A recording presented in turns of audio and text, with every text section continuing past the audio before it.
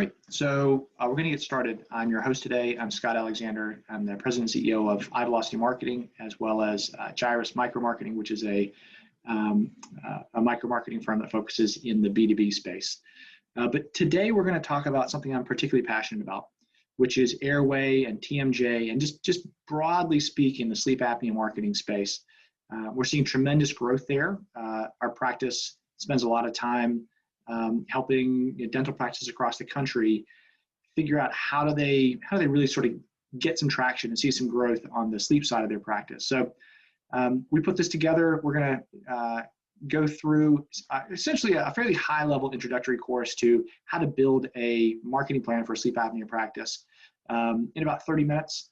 And then obviously we'll get into more details, but if you want to learn more, we're happy to dive down into more specifics about your particular area, your particular practice, and how to help you see success. All right, so just quick background on who iVelocity Marketing is. So we're a digital marketing firm. We're virtual. Most of the team is based in Denver. I happen to be in St. Louis. We've got other folks in California, Wisconsin, and a couple other states as well. But we've been involved in the Airway, sleep apnea, TMJ space now for several years. And this is a major area of focus for what we do. So we've got dozens of practices that we work with. Again, helping everything from building websites to helping them find more patients, which is really kind of the thrust of what people come to us for. In terms of size, in terms of how big a digital marketing firm is, we're a pretty sizable organization. So we manage about $4 million in ad spend a year, which is quite a bit. And we're a registered agency, which means that we actually have individuals that work for companies like Facebook and Google that hop on the phone with us on a regular basis and walk us through what are the best practices, what are the tips and tricks that are working particularly well for practices who are trying to see success in growing their sleep apnea practice and other marketing efforts. In fact, we had a conversation with our Facebook representative earlier today, talking about what it looks like to get to where we're doing really well, and some of the things that they're seeing coming down the pipe that we could take advantage of before they become mainstream, which is a great advantage. And we just basically, in the world of dentistry and more broadly in healthcare, we cover the gamut, both from the procedures that are marketed, everything from implants and ortho to general hygiene and pedo cases. And we can do it across any platform that really comes across. So Facebook, Instagram, we're doing Twitter, we can do LinkedIn advertising, which is less relevant in the dental space, but like Google, building websites, you name it, we can do it. So one of the things that I'll offer up, we talk with a lot of practices on a regular basis that they know that they want a solution, but they need something different, but they don't know what that looks like or how to get there. And so we just offer this up. We're happy to do a complimentary 360 review of your online presence and help you get a sense of, if you want to see something different than what you've seen in the past, what should you focus on, what's the right answer, and how do you go and go about getting this implemented for yourself. So if you want that, happy to provide that to you. Adrian Doggerel is our Director of New Partnerships, and his email address is down there. It's easy. It's adrian@ivelocitymarketing.com. Or you can apply to any of the emails that came out that invited you to this event, and we'd be happy to get in touch with you. So it's complimentary, right? No pressure. Just want you to know kind of how you can help your practice. All right, so let's talk a little bit about, very quickly, digital marketing, right? It is the way that practices are seeing growth today. The reality is we've moved away from digital marketing being a separate piece of what a marketing plan is to where it is today, which is it is a central piece of any successful marketing plan. Right, more and more people are online. Right, if you look at the U.S. population, for example, something like 2/3 of Americans have a Facebook account and are online at least monthly. So that's a tremendous population, and it really does span the age gaps. So everything from 75-year-old grandmothers, right, all the way down to 25-year-old kids graduating from college. We're seeing tremendous adoption, of digital social media, particularly things like Facebook and others. and it's only continuing to grow stronger, right? We're seeing growth in terms of the amount of time that someone's spending online, growing year over year and month over month. And as we are in this particular quarantine time, right, we've seen those volumes only increase exponentially. So digital marketing is marketing for the vast majority of practices out there. Well, let's talk a little bit about building a strategy. And so as we think about building a marketing strategy for a practice, it's really important to think about three things. So number one, you've got current and previous patients, right? These are patients that you have a pre-existing relationship with. They've been into the practice, they're familiar with you and your staff, and they have a relationship that you can leverage to continue that dialogue and to initiate new dialogue if they've maybe fallen away and not been in for their regular cleaning or whatever the case might be, right? So current, previous patients, we need a strategy around that. We'll talk about what that looks like. The middle bucket are what we call active seekers. And active seekers are people that have a known problem and they know that they want a solution for it. So it doesn't just have to pertain to dentistry, it doesn't have to pertain to OSA. It could be, I need a new pair of running shoes, right? And so what am I going to do if I know I have a problem, I need new running shoes, and I need to know that I want to solve for it? What do I do? We'll talk about that. That's going to be kind of the second piece. And then the final piece is what we call the engageable afflicted.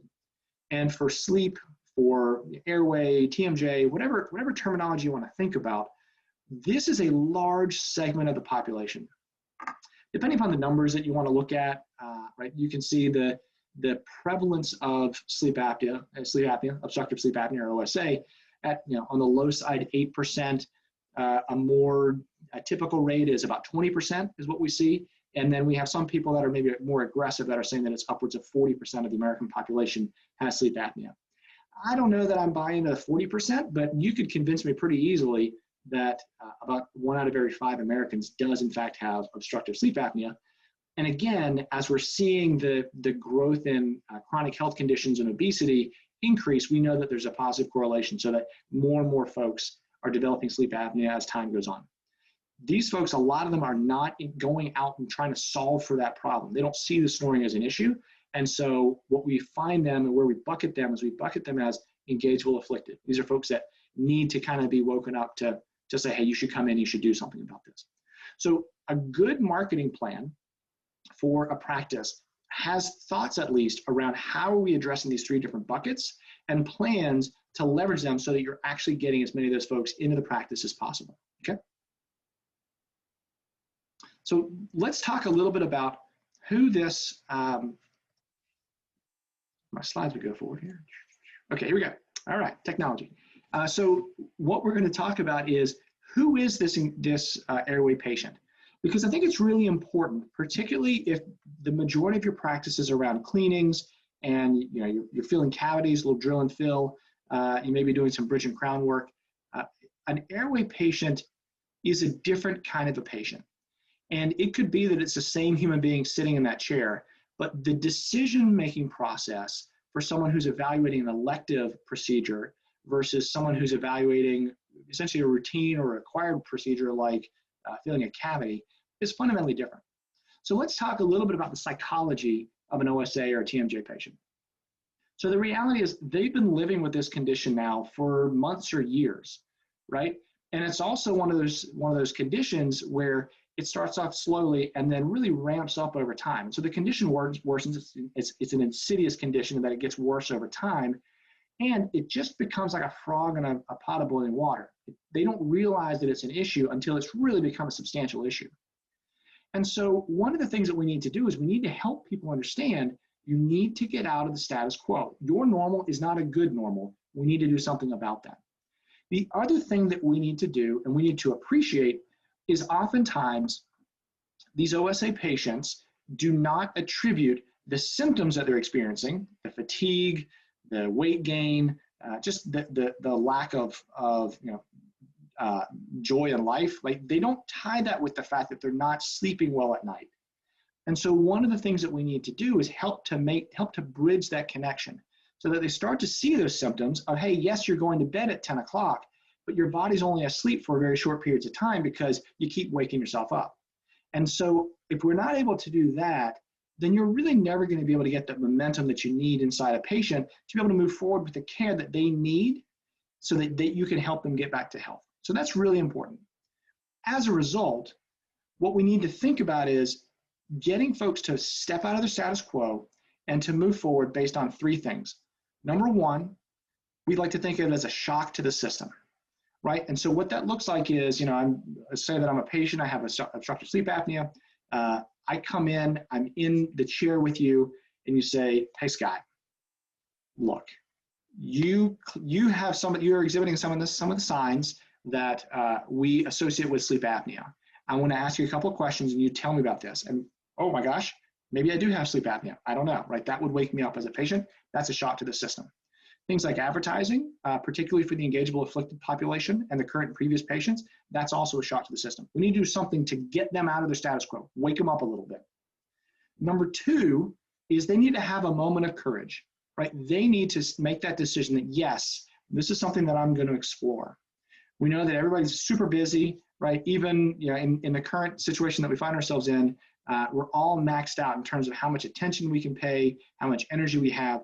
And so one of the things that we need to do is we need to help them start that fire on the inside to say, yes, I want to do something about this. I want to learn more about whether in fact I do have obstructive sleep apnea, and if there's a treatment that can help me out, right? So that's something that I need to do internally as a prospective patient. And then the final thing, and this is something that's on you as a care provider, is you need to pour into those individuals to keep that motivation high. So, I have a saying, and my team is tired of me saying it, but I say motivation is a bucket with a hole in it, right? You have to keep filling it up or it's going to go empty. The other quote that I like in this space, if you know Lou Holtz, famous college football coach for Notre Dame, he later coached at the University of South Carolina, he says, motivation is a lot like bathing. You need to do it daily. So the reality is when people make the decision to make a change, they need that kind of motivation and support to actually have it become part of who they are. And my last example on this, because I can't overemphasize this, is how many of us have ever made a New Year's resolution, right? I know I have, I'm sure everybody else here on the webinar has. How long did it last? Did you make it past 4 days? Did you make it past a couple weeks, right? Most of us fail really quickly because there is no motivation, nobody else supporting you as you're going through. And so we very quickly fall back to the status quo. And so the last thing I'll say on this is, as we think about this, this Airway patient, this OSA patient, we need to think about how are we providing them encouragement at the very beginning and through the process until they can start to see results themselves, at which point we tend to see a change in the psychology and these individuals become more motivated and more internally driven to continue through the care. Does that make sense to everybody? Okay. All right, so now that we've gotten into that, let's talk a little bit about what a good marketing plan looks like. So we talked a little bit about previous patients, previous patients. We talked about active seekers. We talked about the engageable afflicted. Here's a little schematic about what we think about here at iVelocity as we're building out a marketing plan for a client of ours, for a practice in St. Louis, right? So what we do is we think about how are people coming in the door, right? They're going to come in through paid search or through cold social ads, and we'll dive deeper on this here in a second. Right, we want to drive them to the big door in the middle where they're scheduling appointments, and we have some systems that allow to do that. We know a certain percentage of them are not going to immediately, and so then we retarget them. So that's where somebody's identified some level of interest, right? They click on an ad, they watch a video, maybe they fill out a form, but they don't actually schedule an appointment. We want to talk to them in a new way. We want to turn on additional communication channels to them to really engage them.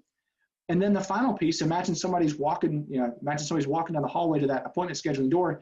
Somebody's going to walk too far past it. We want to loop them back in. And that's where the current and previous patients come in, where we start to do email campaigns, we do texting and voicemail drops, and we're going to have an ongoing sort of forever funnel of touch points to make sure that those patients who show some interest never get lost.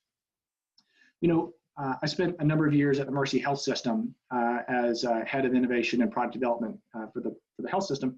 And, one of the things that we've seen is a number of patients who, and one of the things we were trying to solve for actually, was we would have people that would show some level of interest to take control of their health, right? It may not be for sleep apnea, it may be for diabetes, it may be for weight loss, it may be for some of these other chronic conditions that are really doing a lot of damage to the American population, particularly here in the Midwest.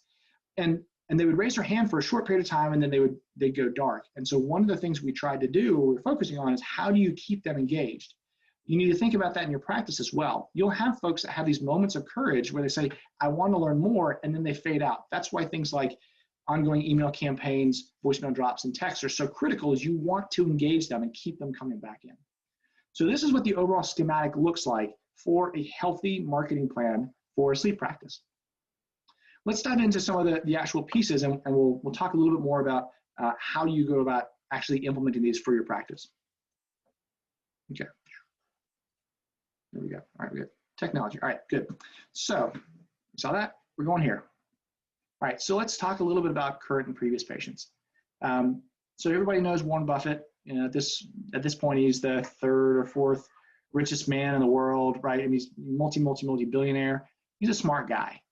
And he's got a quote that I like that I've modified for our purposes, which is rule number 1, never lose patience. Rule number 2, never forget rule number 1.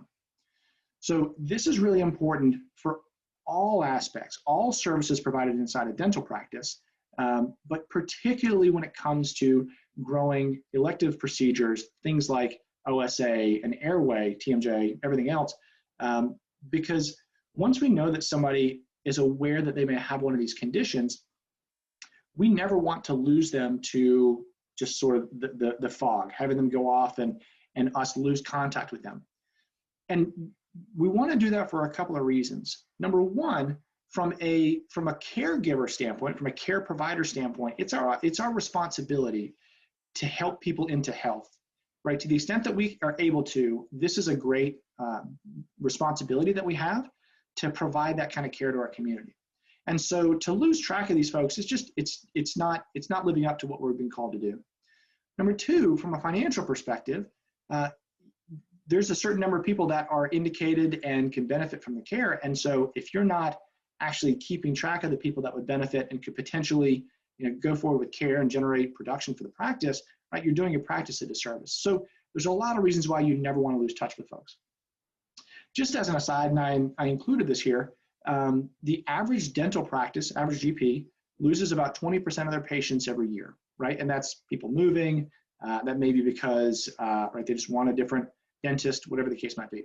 So if you actually want to think about growing your sleep practice, you should think not just about who are the people that you're seeing come in for their biannual cleanings, but also what happened to all these people that used to come to the practice that you haven't seen for a little while. This is a great opportunity to go and talk to them again and bring them back into the practice. And who knows, maybe they come in for some sleep or for sleep treatment. Maybe they come back in as a traditional hygiene patient as well. And as you think about your production, that's an opportunity for you to increase your production and to just get more activity in your practice. Okay, so what are 3 things that you can do to really make it real in terms of engaging those current previous patients? Number 1 is chair time, right? Do the stop bang with, I hope everybody's familiar with stop bang as a survey, right? Just asking questions that show the likelihood of the presence of sleep apnea, right? Stop bang every patient. And so it's a matter of training your staff that every time you go in, they need to ask the questions and see, hey, is this someone that has a high likelihood of having sleep apnea? So that's really easy, really straightforward. If you make it part of your traditional processes, it becomes de facto that you're screening everybody coming through. And you will find that there is, again, depending upon your number, 8, 20, or 40% of your population will benefit or will have some indication of sleep apnea, right? So that's one way that you can grow quickly if you have a GP practice. The other thing that you should be doing is focusing on email outreach.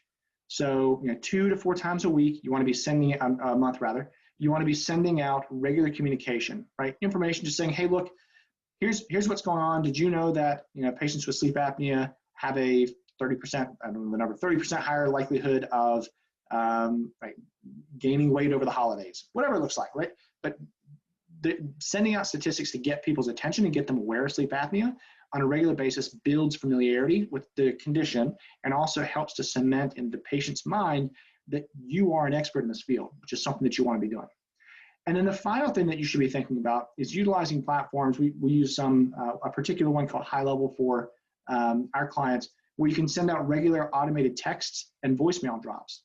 And what that looks like is you're actually sending out messages saying, hey, Steve, this is Dr. Alexander. I know that we've had some conversations in the past about obstructive sleep apnea.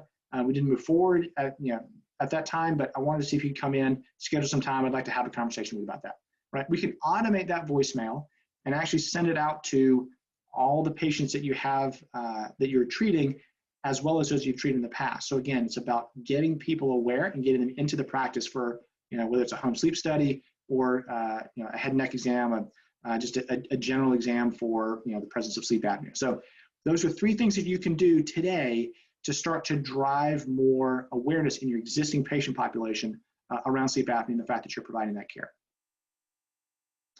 Let's talk a little bit about active seekers. Active seekers are really easy to find. They live and sleep, breathe on Google. And so this is where websites come into play, right? How nice your website is. This is where things like paid search for Google come into play. Really what you're trying to do is you're trying to make sure that when somebody goes to Google, they find you and not somebody else, right? A lot of folks don't know about, oral appliance therapy. And so in their mind, it's really a CPAP is the option they have. One of the things that I would recommend y'all to think about is how do you establish content and awareness in people who are searching on Google in your area so that they can find out that, hey, there are alternatives to CPAP. Hey, there's such a thing called oral appliance therapy, and it can provide significant results, improved results, in fact, over CPAP from a compliance perspective. Right? You should know about this. So when you think about winning on Google, number one, you want to be found, right? And we can talk a bit about that here in a second. You want to be trusted, right? You want people to believe the information that you're providing, and then you want to show that you're easy to work with. There are 2 ways you can actually get people who are going to Google. One is through paid search, and that's what we're going to talk about down here at the bottom. But the other way is search engine optimization. So that's where your website comes into play. One of the things that people think is having a really fancy website is going to get you patients, and that is not true. It certainly helps when people get to your website that it looks nice, but the thing that will actually get you patients is having your website ranking well. And I hate to tell you, but your website does not rank nearly as well as you think it is. If you want to find out what I mean, I'm willing to buy you, I don't know, a cup of coffee if I'm wrong, but I've never been wrong before. There are 3 rules when it comes to SEO that you want a website to have, and I think I found 2 websites from dental practitioners that actually met all 3 of those rules. If you want to learn more about it, let's talk afterwards, but your SEO is not helping you the way that you think it is. Your nice fancy website that was very expensive is not helping you the way that you think that it was going to in terms of actually driving new patients. So SEO is a critical piece. You need to make sure that you're found and you have the right content and that you're actually driving volume there. On the paid search side, one of the things that you want to do is you want to make sure that you're competing for keywords that people are searching for when they have OSA or TMJ. Down at the bottom, so this is an actual keyword search that we did, a keyword planner that I ran, looking at OSA and TMJ related keywords in the greater St. Louis area. I live outside of St. Louis, which is why we picked this area. Again, you could pick Dallas or you name your city, wherever you are. So what I want you to take away from this is people are searching for TMJ. People are not searching to the same degree for OSA, CPAP alternatives, the sleep apnea keywords. And why is that? It fundamentally comes down to the fact that TMJ equals pain, and people don't want to be in pain. And so as we build out our strategy for the active seekers, one of the things that we want to do is make sure that we are placing ourselves where people are motivated to do something. And oftentimes it's about getting folks in for TMJ and then helping to diagnose sleep apnea, as opposed to trying to get them in specifically for sleep apnea. Again, if you want a deeper dive on that, we're just kind of skimming across the surface, but this is a critical component that you need to be aware of as it comes down to how you bring those people in who are already motivated to do something about their health that you can help with, right? So active seekers, they win on Google. We can talk about what that strategy looks like. The final piece that I'll get into is the group that we call the Engageable afflicted. Far and away, this is the largest population of patients that you're going to find in a sleep apnea practice. And it's because, again, if 20% of the American population have sleep apnea or sleep disordered breathing, what we know is they're almost all online, and many of them are not actively seeking for a given solution to solve for their sleep apnea. And so you do have to have an outreach component to get people who are unfamiliar with your practice and haven't made the decision that they need to fix their sleep apnea. You need to have a solution to get in touch with them and to engage them. The right platform for connecting with the engageable afflicted is Facebook and Instagram, but primarily Facebook, because it is such a ubiquitous platform, and the population of people that have the highest propensity to have obstructive sleep apnea is on Facebook on a regular basis. So we know that the average American spends 3.5 hours a day on their phone, right? And that number is only going up, and it's gone up pretty substantially again since mid-March. We also know that the average daily user is on a Facebook-owned platform, Facebook, Instagram, and then WhatsApp as well as the third, getting close to about an hour a day. So this is a substantial opportunity to reach out and educate people in your area that A, may have sleep apnea, and B, would be interested in talking to you about care, to reach out to them to get them to come into the practice. So that's a key component. If you want to be successful in building a sleep apnea practice, you need to be reaching out on Facebook. Here's the watch out.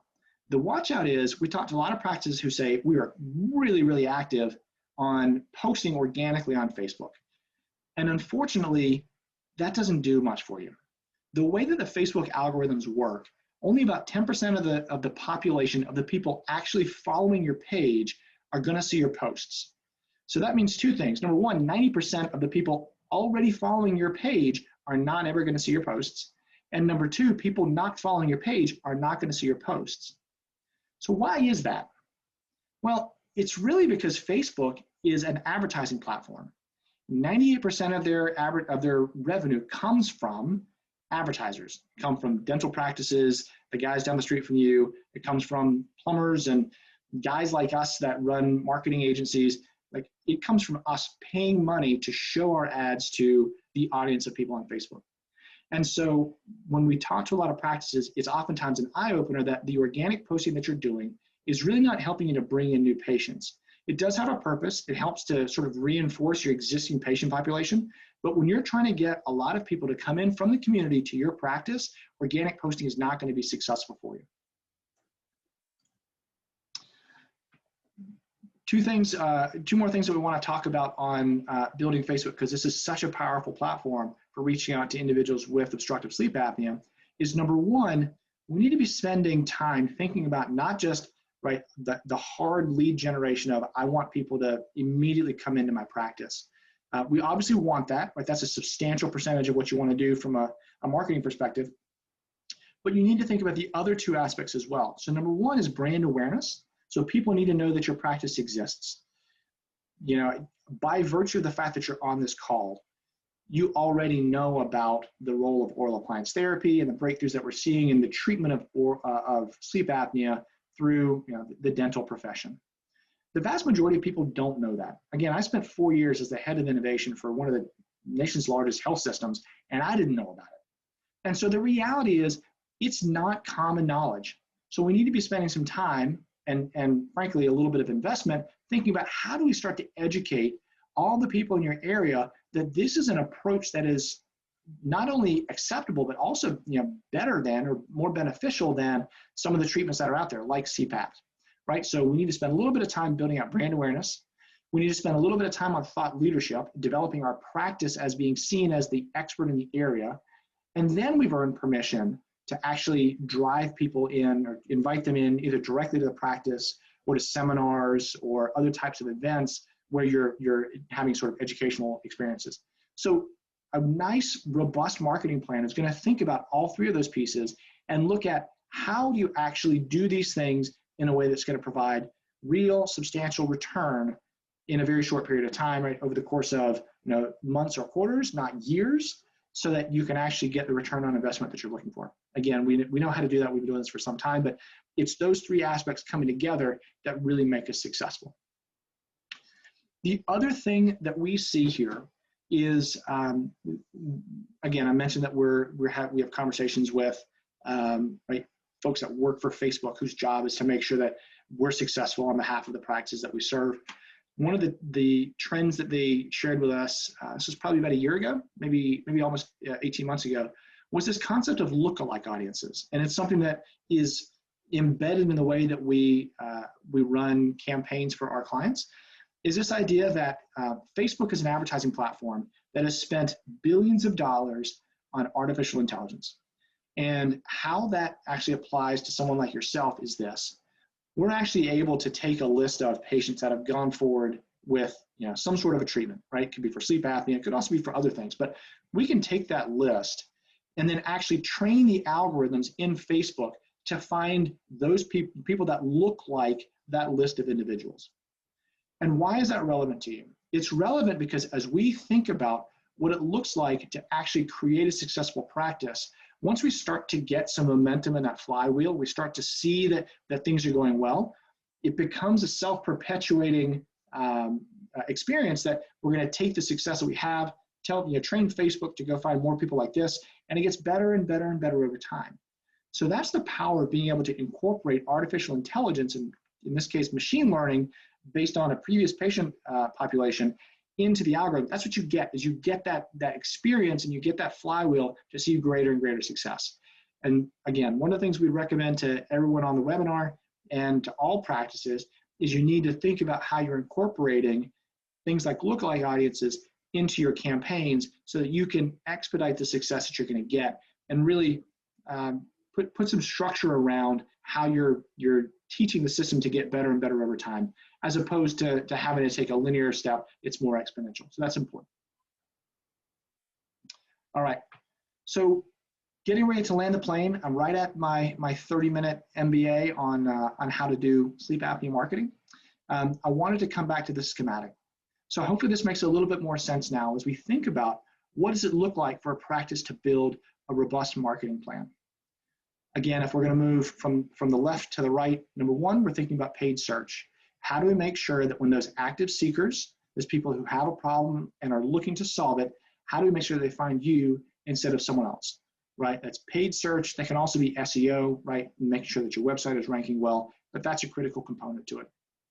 Number two is cold social. So this is, again, social media ads, typically on Facebook and Instagram, where we're reaching out based either on the lookalike audience that we have from previous successes, or, I didn't mention this, but again, we've been doing this for several years. We have our own types of lookalike audiences that we can then put into an area that we've never been before, right, in Dubuque, Iowa, and can actually train the algorithms on nationwide data about what we know is successful. So using lookalike audiences to get patients that have a high likelihood of engaging in sleep apnea therapy into a practice through paid social ads, right, on Facebook primarily, right? So we're doing that. We have a certain percentage of people that are not going to go forward and immediately schedule a visit with a practitioner like yourself. And so we want to talk to them on Facebook, and there are other platforms as well, but we want to talk to them for a long period of time until they finally get that courage up to come in and schedule. So that's number two, or number three rather, right?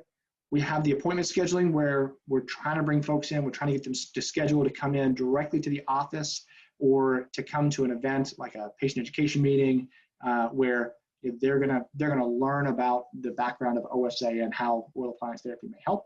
So we've got that. And then for those people that maybe come in, they schedule an appointment, they show up to a PEM, but they don't quite go forward with care, we want to keep talking to them, right? And that's where the chair time comes in. That's where things like automated emails, texts, voicemail drops come in.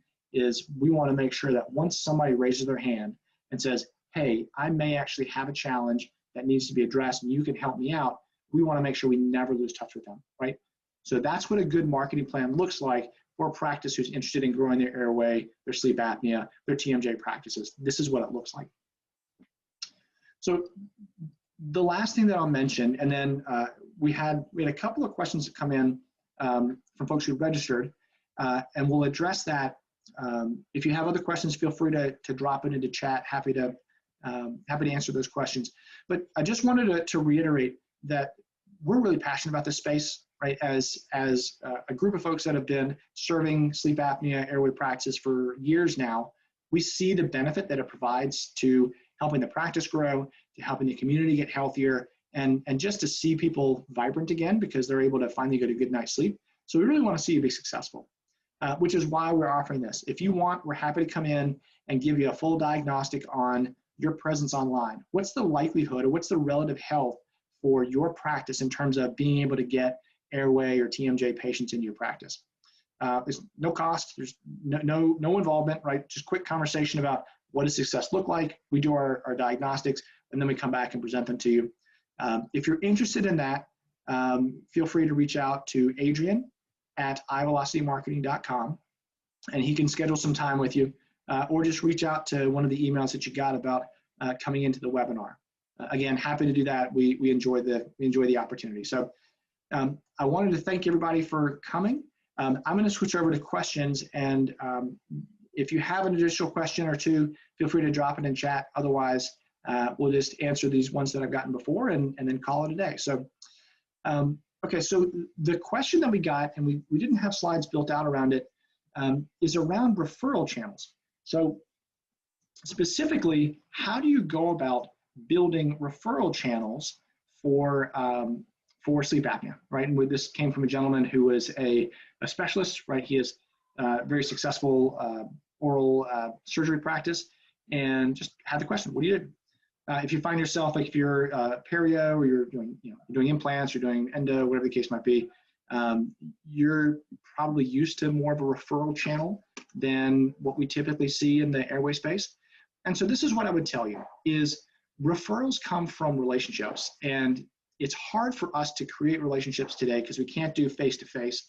And so what we would do if someone was to say, hey, look, I want to build a referral channel with others in my area, we would very likely focus on identifying who those potential referral channels are, right? Establishing a regular cadence of digital communication. Typically that's going to be email, but then also supplement that through some of the capabilities of a platform like Facebook, platform like Google, where you can have very targeted advertising, and we could just serve ads to individuals that we think are referral channel partners, potential referrers, through those platforms, so that they're seeing more about information about the practice as we're starting to send them communication via email and that sort of thing, looking to have a lunch conversation or whatever the case might be. So that was one of the questions that we got about how you can use digital to develop referral channels.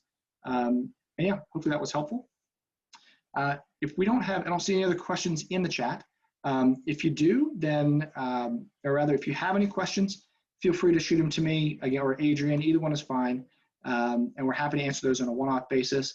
And otherwise, it's been, I think, 38 minutes since we started. So you now have your MBA from a top-tier program in sleep apnea marketing. And if you have additional questions, give us a call. Otherwise, I want to say thank you so much for the time, and hope you have a wonderful rest of the day.